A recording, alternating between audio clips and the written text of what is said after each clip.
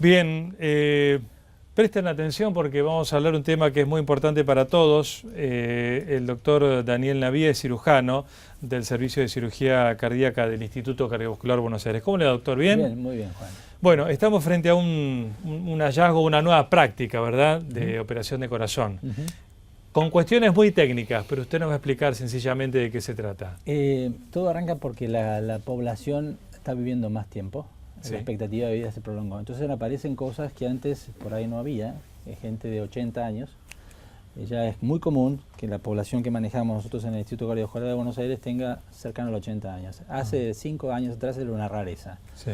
Eso hace que el corazón se envejece más y aparecen cosas más complejas que antes no tenían alternativas terapéuticas. No se podía tratar porque era muy complejo y era mucho el riesgo. Las válvulas del corazón, que son compuertitas que hacen que el sangre circule a través del corazón, el sistema circulatorio, se enferman.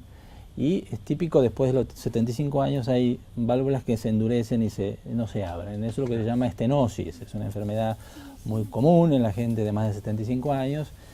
Y frente a eso... ¿Son 4 válvulas del corazón? Son 4 válvulas, 2 del lado izquierdo y 2 del lado derecho. Bien. Las del lado izquierdo son las más importantes porque son las que regulan la presión arterial cuando uno se toma, es lo que pasa del lado izquierdo del corazón. Ajá. Y eso depende de un correcto funcionamiento de apertura y cierre de las válvulas dentro del corazón.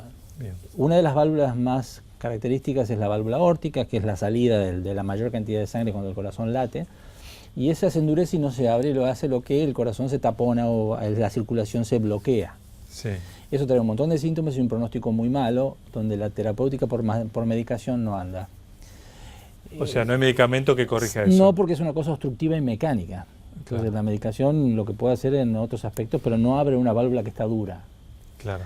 Y eso históricamente siempre se manejó con el tratamiento quirúrgico. ¿Eso es súbito o...? No, eso es progresivo, Ah, es progresivo, que va dando síntomas, se va controlando, los pacientes suelen tener controles ecocardiográficos periódicos con su cardiólogo y tienen mediciones hasta que llega a un grado de severidad.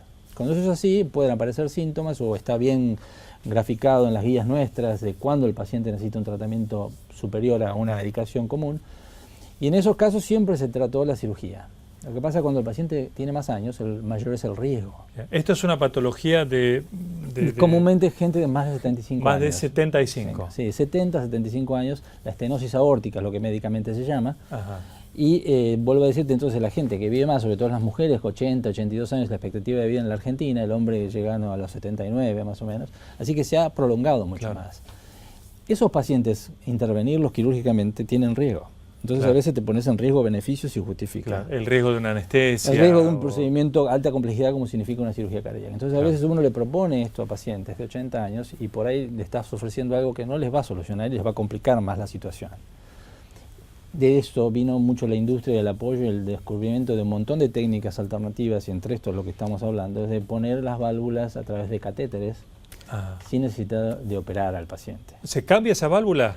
Se abre sobre la misma se comprime y ahí se pone una especie de stent donde está incluida la válvula en su interior. Sí. Entonces se abre el stent y queda la válvula contactada. Entonces, ¿por qué se abre el stent? Porque vos tenés que comprimirla de manera que tenga un diámetro adecuado para que pase por los orificios anatómicos. Claro. Esa válvula es la que Abre y cierra. abre y como cierra una todo el compuerta. tiempo. Claro, Que cada vez que late el corazón, eyecta la sangre, entonces asegura que va para un lado, pero no vuelve atrás. y abre y cierra 80, 90 veces Sí, por un minuto, montón, digamos. por minuto. ¿Y esa válvula es parte del músculo del corazón? Sí, es parte, es diferente histología, es diferente parte anatómica del corazón. Claro. No es músculo, es tejido conectivo. Otro tipo de tejido. Tejido, sí, más móvil. Y esa válvula, entonces, es como una puertita que tiene que abrir y cerrar. Así es. ¿Y la reemplazan? No. Sí, se reemplaza en los casos convencionales de cirugía. Ahí tenés que parar el corazón, abrir el corazón, trabajar, sacarla del paciente enfermo y poner una prótesis, coserla. Eso es lo que es la cirugía convencional histórica. ¿Y se reemplaza por qué material?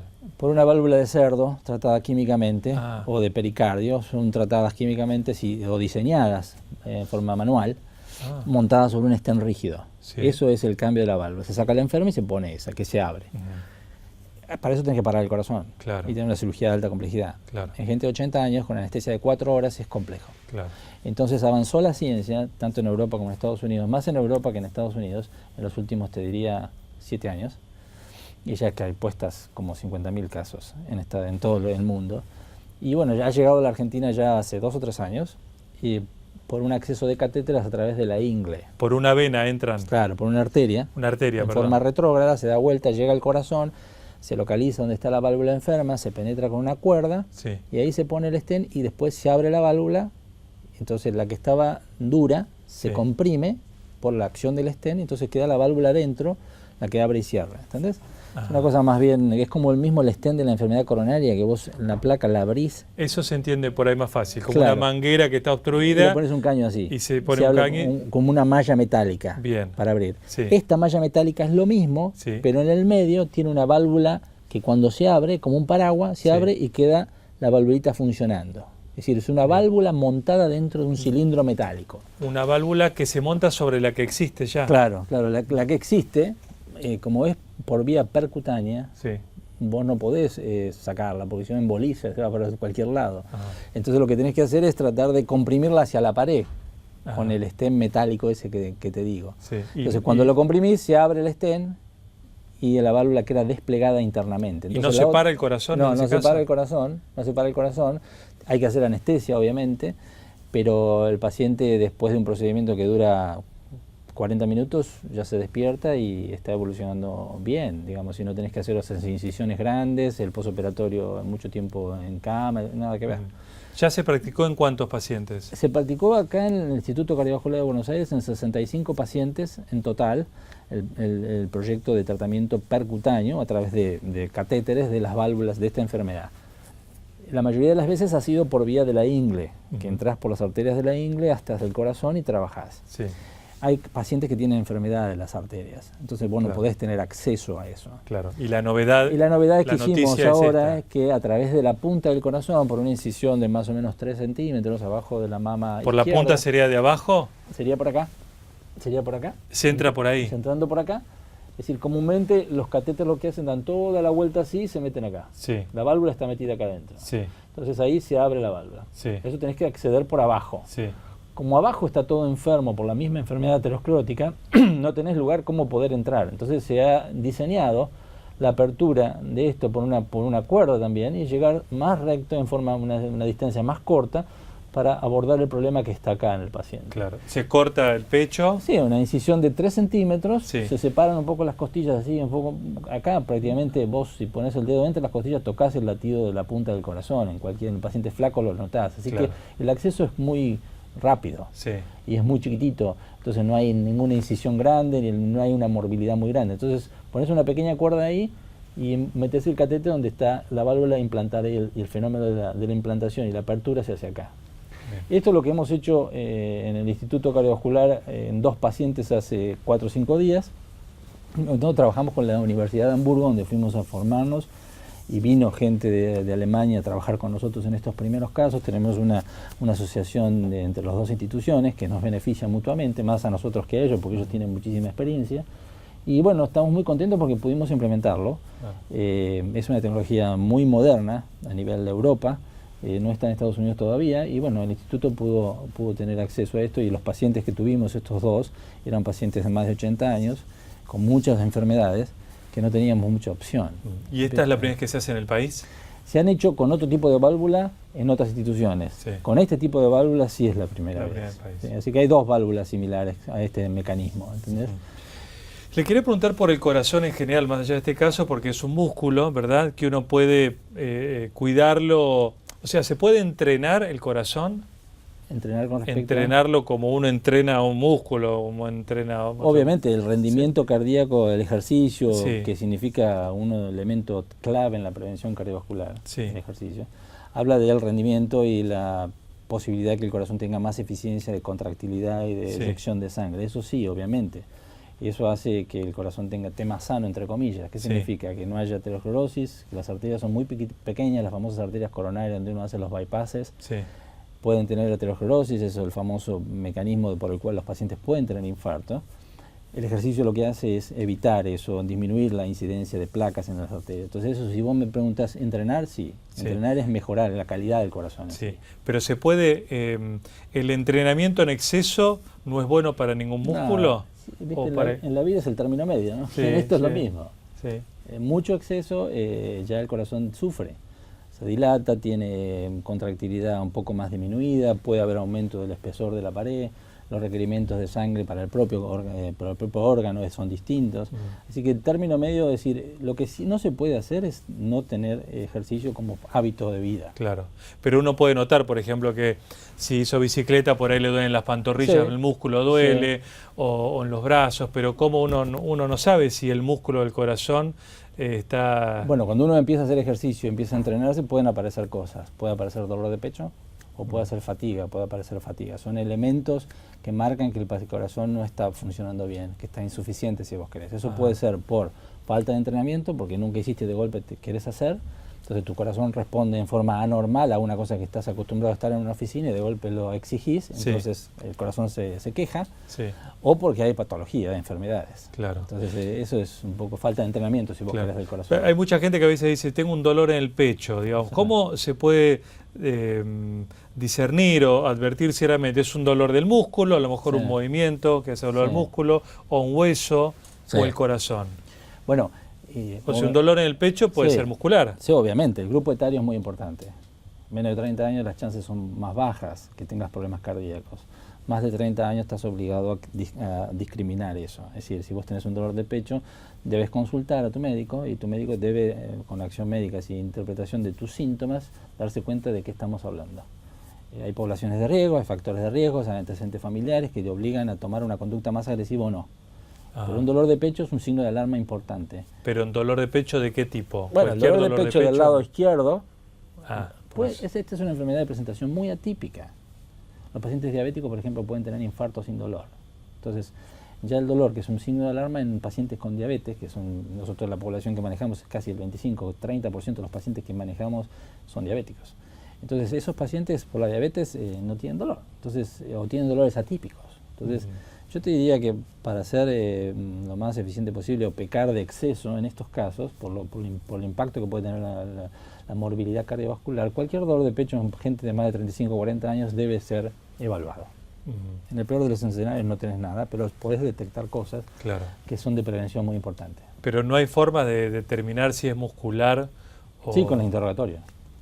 Pero uno dice, me duele, pero por ahí me duele por un pelotazo. Bueno, sí, obviamente, o por posiciones, o por contracturas, o por... Bueno, sí, está todo bien. Pero todo lo que sea del lado izquierdo, que comprometa el brazo izquierdo, que se vaya a la mandíbula... Entonces es una suma de factores. Sí, obviamente. De síntomas. De ahí el interrogatorio del paciente, del médico con el paciente. Pero la alarma del paciente es importante. 40 años, dolor de pecho, es importante que uno consulte. Tomarse la presión. La presión está alta, es un predictor importante de que el sistema cardiovascular no está bien. Entonces son cosas que hacen a que uno consulte precozmente, ¿no? Entonces, ¿usted qué recomendaría entonces frente a un dolor que uno siente extraño? ¿Tomarse la presión? Sí, tomarse la presión, ver si ese dolor tiene alguna relación, periodicidad con uno hace cosas y aparece ese dolor, eso es importante. Alguna actividad determinada me produce dolor, me quedo quieto y se me fue el dolor. Bueno, eso es un dato muy importante. Quiere decir, cuando uno hace cosas hay demanda de mayor contractilidad del corazón, el corazón necesita más sangre y por ahí no le llega porque la cañería, como decimos vulgarmente nosotros, no anda bien. Bueno, eso pasa. Si te quedas quieto no te duele, si haces cosas te duele. Bueno, eso es muy típico de la enfermedad coronaria. Entonces es un signo de alarma muy fuerte. Bien. Hemos visto casos, conozco el de un colega que también por una maratón, después de una maratón tuvo un infarto. ¿Hasta dónde el ejercicio físico en exceso en estas maratones a veces porque uno se entera a veces cuando el paciente por ahí murió en la maratón, ¿no? La persona que corrió. Hay casos que ni nos enteramos de gente que se descompone en maratones, termina internada, por suerte sobrevive, pero hay muchos de estos casos. Sí, no es frecuente, se ha visto en gente que juega al rugby, un asistente de los Pumas tuvo un problema de emergencia en uno de los mundiales, no sé si te acordás, pero bueno, suele pasar que a veces el estrés mismo aumenta la presión arterial y eso puede haber ruptura brusca de las arterias del corazón, lo que se llama disección coronaria. Eso es poco frecuente, pero puede pasar y eso lo puede precipitar un esfuerzo del ejercicio no habitual. Eso es una emergencia y se cursa con un infarto y eso es difícil de prevenirlo porque no es muy frecuente que eso pase. A veces uno puede tener placas en el corazón, las arterias del corazón, ¿no? Las placas de aterosclerosis que producen el infarto y que no dan obstrucción. Eso es lo traicionero de esta enfermedad. Entonces vos tenés una placa que te obstruye un 20%. Sí. y no llega a lo crítico que significa una Sí. obstrucción del 70%. Pero Sí. si esa placa se altera, se rompe, se coagula. ¿Esas placas qué tamaño tienen? Pueden tener 2 milímetros, como mucho 1,5 milímetros. Un milímetro provoca un infarto. De espesor, y pueden ser un poquito más largas, 3 milímetros, 4 milímetros, ¿entendés? Pero no te olvides que las arterias coronarias son de 2 milímetros, 3 milímetros. Claro. Son más o menos como las venas del dorso de la mano. Claro. Entonces, cualquier mínimo grumito o coagulito bloquea, y al bloquear hay una parte del corazón que no recibe sangre en ese momento. Y eso se llama infarto. ¿Y cuántas arterias coronarias hay? Groseramente son 3. 3. 2 del lado izquierdo Por y una eso, del lado derecho. Por eso una sola ya es... Claro, el daño es muy grande. Es grande. También hay gente que cuenta que tiene dolor en el pecho, pero que está asociado a ataques de pánico. Sí. Bueno, vuelvo a repetirte, siempre uno debe pensar lo más importante, que en este caso es descartar un problema cardíaco. Para pensar que tiene un problema psicológico está todo bien, pasa por otro lado. Pero no como primer diagnóstico es lo psicológico y después lo cardíaco, debe ser al revés, por en cuanto a riesgo. Bien, la recomendación que usted diría en términos generales es un estudio cada cuánto y a partir de cuándo. Y a partir de los 40 años habría que hacerse un estudio, una consulta cardiológica una vez por año, Sí. detectar sobre todo si hay antecedentes familiares, sobre todo de antecedentes de infarto, antecedentes de diabetes, antecedentes de hipertensión arterial, chequear el colesterol y ver si sobre todo 40 años más, yo diría 45, 50 años, si el deporte es un importante elemento en la vida del paciente, pues puede tener mucho más efecto que cualquier medicación. Es decir, incorporar, hacer ejercicio, ¿no? Claro.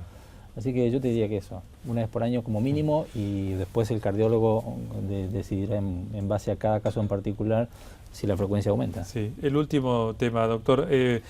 Vemos que hay chicos, adolescentes o jóvenes que ya tienen problemas de diabetes, sobrepeso. ¿Están teniendo casos de baja en la edad de consulta por problemas de corazón?